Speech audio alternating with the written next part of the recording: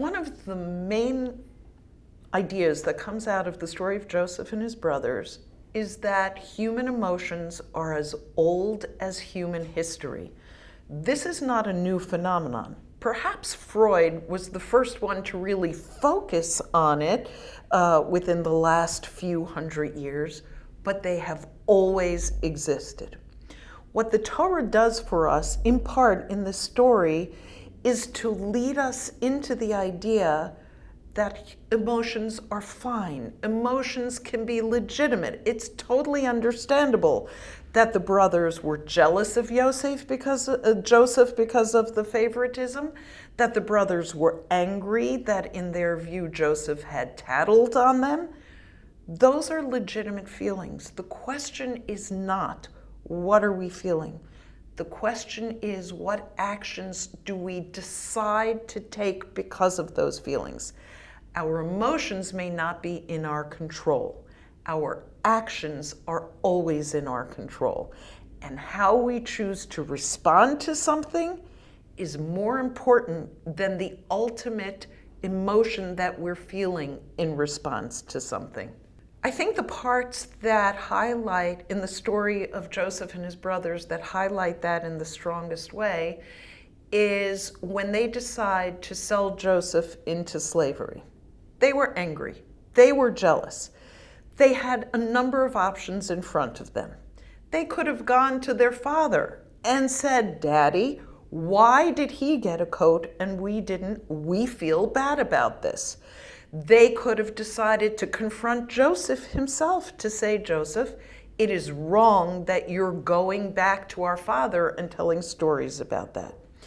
Instead, they chose the path of putting him into a pit, leaving him to perhaps die, and then opting to benefit from the sale of Joseph to others. That was their choice.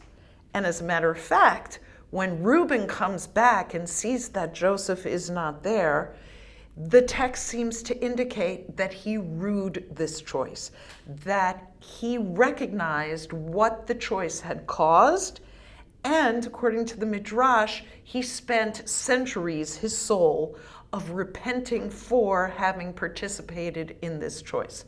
Very important idea. We need to acknowledge our emotions, own them, and then dispassionately figure out what will our response be in light of the emotions. Joseph also shows this option of behavior in response to emotions. It seems pretty clear that Joseph understood his position as the favorite child. And it appears that he played up that favoritism because he was the one who received the multicolored coat. He did have the dreams and decide that the dreams were his parents and his brothers becoming subservient to him, and he did carry tales of his brothers back to his father. He could very easily have opted not to do that, and that gets into our very personalities. We all have essential personalities. We acknowledge those personalities. We can decide how to make best use of each characteristic, or conversely, how to use it to our own benefit, but not to the benefit of others and to the world. The story further elucidates that we have the ability to change. There are those who believe that your personalities are embedded and there's nothing you can do about it.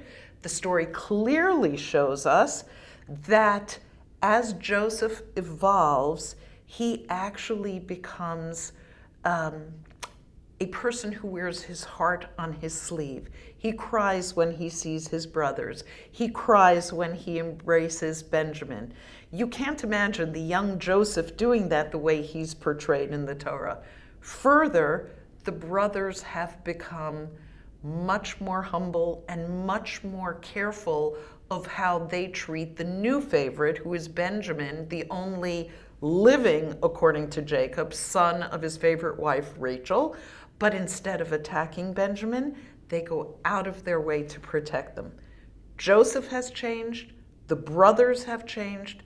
very important message for all of us. We too, no matter what our age or our proclivities, have the ability to change and develop into better people throughout our lives. If you like that video, hit the subscribe button and notification bell below for hours of the best Jewish content online.